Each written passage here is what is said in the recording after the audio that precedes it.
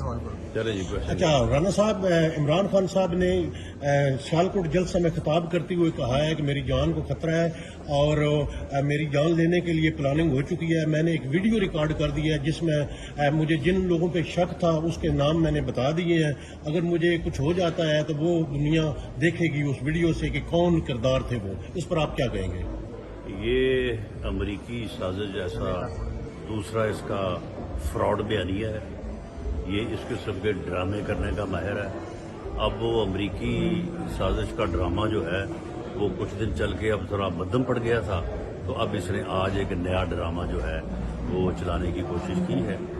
اور یہ اس کا جو بیان ہے یہ ایک فرسٹ انفارمیشن رپورٹ کے طور پہ لیا جا سکتا ہے. جس طرح سے ایف آئی آر ہوتی ہے فرسٹ انفارمیشن رپورٹ کسی بھی جرم کی، تو اگر اس نے یہ بیان دیا ہے تو گورنمنٹ جو ہے وہ اس کی انکوائری کروانے کو تیار ہے.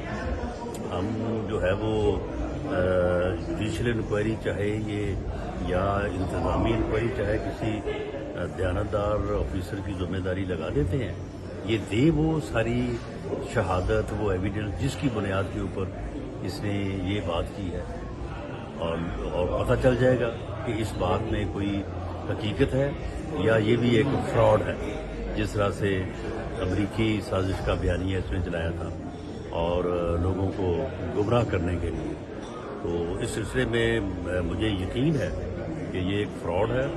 ایسی کوئی ایویڈنس نہیں ہے اور حکومت اسے پوری سیکورٹی دے رہی ہے. بلکہ ایک وزیر اعظم، سابق وزیر اعظم ہوتے ہوئے انہیں جو ہے وہ پرائم منسٹر لیول کی جو ہے وہ سیکورٹی دی جا رہی ہے.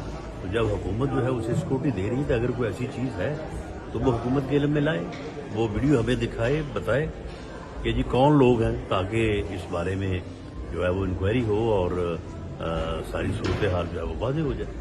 رانا صاحب